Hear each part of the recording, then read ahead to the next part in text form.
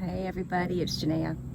I wanted to come on here for a moment because I was just really taking in the day, and it is a gorgeous day where I am right now, and the breeze is going, the humidity's down, the sun is shining, hardly any clouds really to be seen. We have the still waters behind me of the river, and I was taking in the fact that today is the International Day of Peace. And I was sitting with that and thinking, oh my goodness, well, how do I feel with that? What's actually going on for me internally as I take in this day of peace that is being recognized right now around the world? And I realized that there have been a fluctuation of different emotions and everything throughout the day, different sensations that I've been experiencing throughout the day, and some of them have been peaceful. Moments of gratitude, moments of happiness and joy. And then along with that, there have also been the moments of upset and anger and resentment and bitterness and hurt, kind of all sprinkled in amongst the rising, like the waves and the tides of the happiness and joy and gratitude. Within that, there have also been those other moments as well. And so then I was thinking about, well, how do we then deal with that? How not to get sucked in to the tide of the anger and the resentment and the bitterness. And you don't get sucked into it by allowing yourself to flow with it.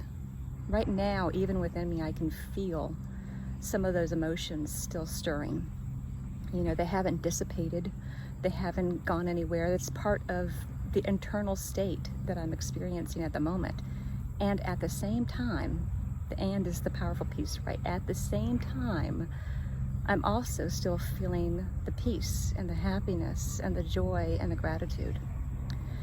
So I'm sitting here on this bench overlooking the river behind me that is all calm and peaceful and beautiful, and just taking in the sights and hearing the birds chirping and plane going overhead right now, you know, and experiencing the pleasantness of the breeze.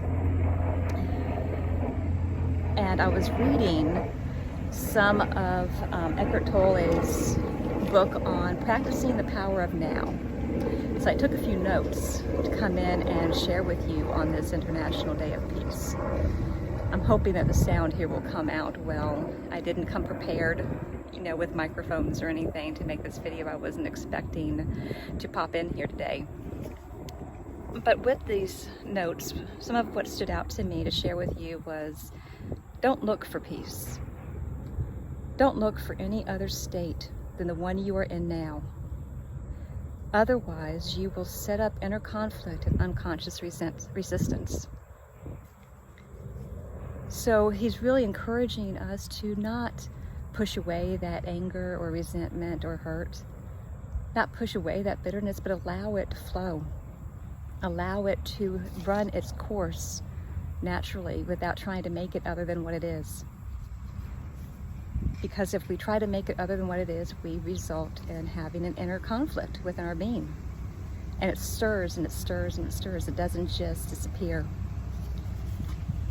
Then he says, accept your non-peace, and your non-peace becomes transmuted into peace. So that's part of that, allowing it to be what it is, not trying to resist it or make it be something other than what it is that you're experiencing, but let it have that natural flow. Just like if we try to resist waves in a storm, they just crash harder, right? They just become larger. They just go up higher. It doesn't stop the force of the waves from impacting us and causing any damage.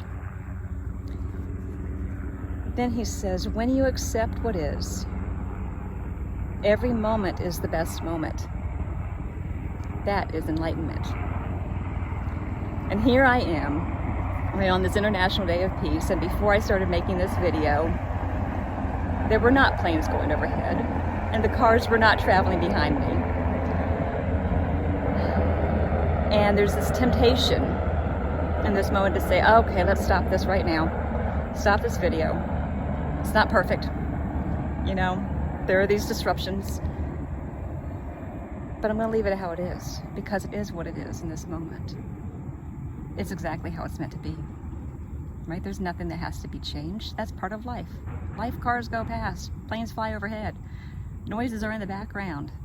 It's how it is. And can we be in peace even with that being the case?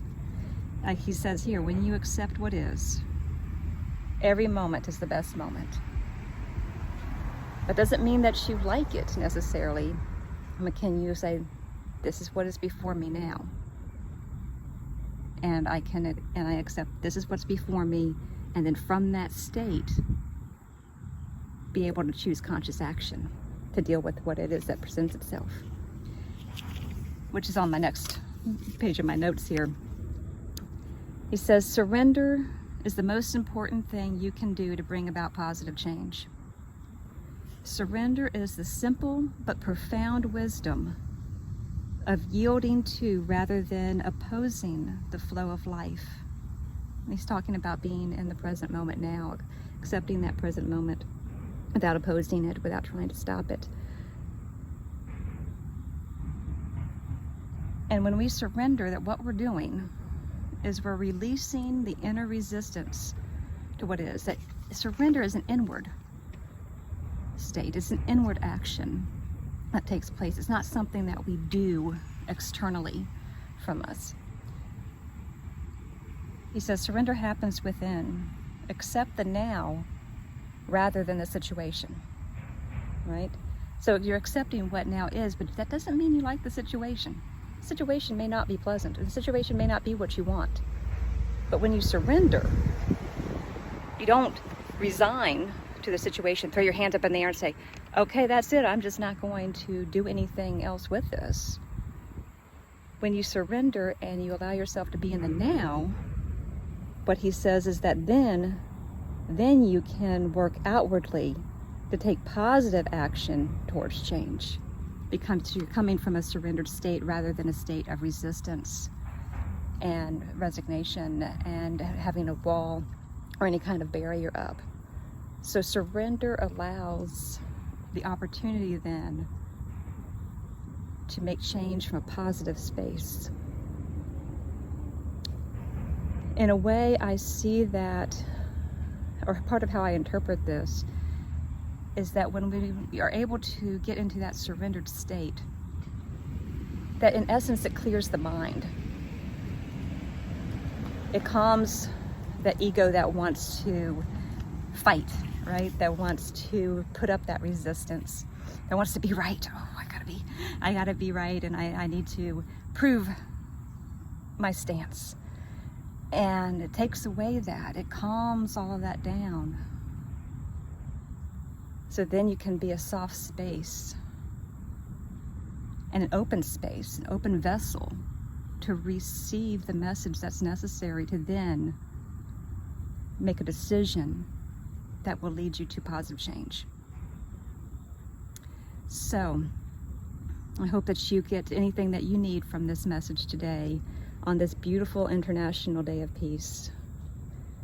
Even if you're not feeling peaceful inside, it's okay. Just allow that to be what it is. Until next time, hope you all are taking good care of yourselves. And I'll see you next time. Bye-bye.